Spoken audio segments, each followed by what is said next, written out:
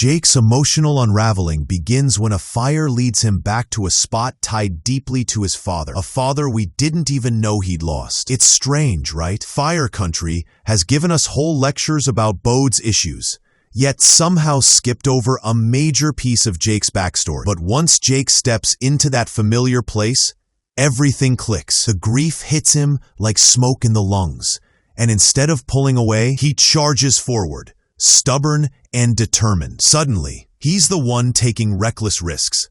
And here's the twist. It works, because when Jake breaks the rules, it's not coming from ego. It's coming from emotion he's tried to outrun. Watching him bend under that weight gives the episode a heartbeat. And for once, the show lets him be flawed without turning him into a storyline accessory. Then comes the real surprise. Bode becomes the level-headed one. Yes, Bode, the guy who usually sprints into chaos like it's cardio. This time, he's the one pulling Jake back from dangerous impulses, almost like they've swapped personalities for the day. And weirdly enough, it's great. Their dynamic suddenly makes sense. No yelling, no ego battles, no macho pushback. Just two guys actually working together like they did in those rare early season moments that hinted at what they could be. It feels like a long-lost promise returning, the kind of dynamic that could have anchored seasons instead of being buried under endless feuds and love triangles. It's almost bittersweet, because you can't help but wonder, why don't they write them like this all the time? But if Jake's story brings the emotional depth, Eve's arc brings the personal conflict. And honestly, it's about time. The show has teased growth for her for ages, only to bury her under administrative duties or camp logistics. But now, with Francine back, we finally get a glimpse into Eve's inner life. And it's messy in the best way. Their date is adorable, sure, but underneath the sweetness is a crack forming. Francine wants kids.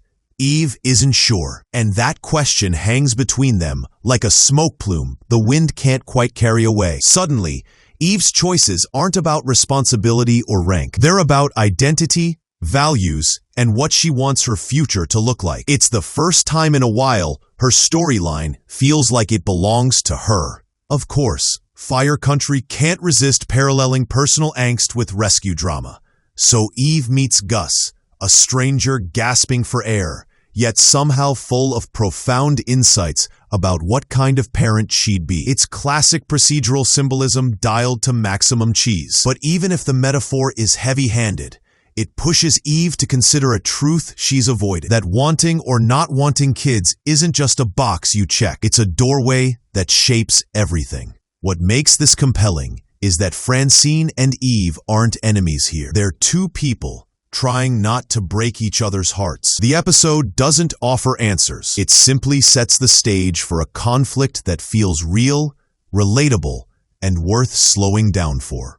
Meanwhile, the Sharon storyline cranks up the drama by introducing Ruby, her elusive and apparently awful mother. Because of course, Fire Country can't resist adding yet another toxic family member into the mix. It's almost a running joke at this point. Every time a long-lost relative appears, they're carrying enough emotional shrapnel to level a small town. Sharon describes Ruby as manipulative, cruel, and perfectly willing to twist the knife while her daughter is grieving. And while we only hear about Ruby through Sharon's memories, the picture is grim. Still, it raises a question the show rarely asks. Are these characters reliable narrators when it comes to their own families? Or are we watching old wounds retold as absolute truth? Even with all this emotional weight, Fire Country can't help slipping in its trademark dose of Bode chaos. The episode gives us classic Bode moments. Eye rolls activated. He's the guy who spots the crucial evidence before trained investigators, who barrels through ATF boundaries like they're merely suggestions, and who decides he absolutely must confront someone himself because apparently only he can fix things. It's predictable, almost comforting in its frustration, but it also proves why the Jake focus works so well. It shifts Bode out of the spotlight just long enough for his antics to feel less suffocating. A little Bode goes a long way, and this episode finally seems to understand that. What's surprising is how all these threads, Jake's grief, Eve's dilemma, Sharon's tension, and yes, even Bode's dramatics, tie together into something quieter and more human than the show's usual intensity. For once, The fireworks aren't literal, they're emotional, and that makes the episode feel like a step toward a version of Fire Country that isn't just big rescues and bigger fights, but a show willing to slow down and breathe with its characters. You can almost see the potential shimmering underneath the familiar chaos, like embers waiting to catch. But the big question is, will the writers follow through? History suggests they might not. Fire Country has a habit of delivering a meaningful episode only to snap right back into old patterns the following week. And if that happens again, this beautiful Jake-Bode dynamic could vanish as quickly as it arrived. Still, there's hope buried in this hour. Hope that the show might let its supporting characters shine. That Eve's arc won't be just a setup for disappointment. That Sharon's story won't flatten into simple villain versus victim territory. It feels like the writers are standing at their own crossroads. In the end, Fire Country Season 4, Episode 6 feels like a breath of smoky, heartfelt air. Imperfect, uneven, but full of sparks worth watching. It reminds us that Jake has depth, that Eve deserves complexity, and that even Bode is better when sharing the weight of the story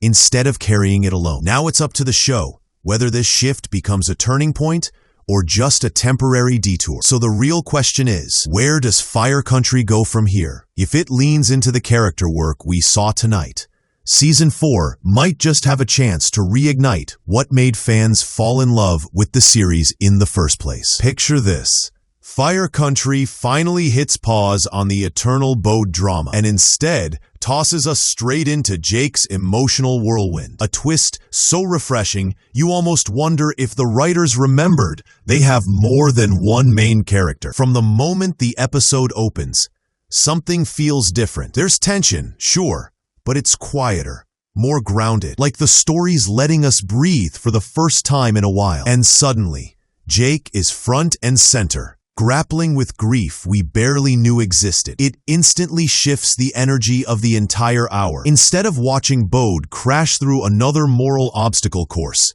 we get to see Jake confront memories he's kept buried for years. It pulls you in, not because it's flashy, but because it feels real, something this show doesn't always manage. And just like that, you realize, oh yeah, this is what depth looks like.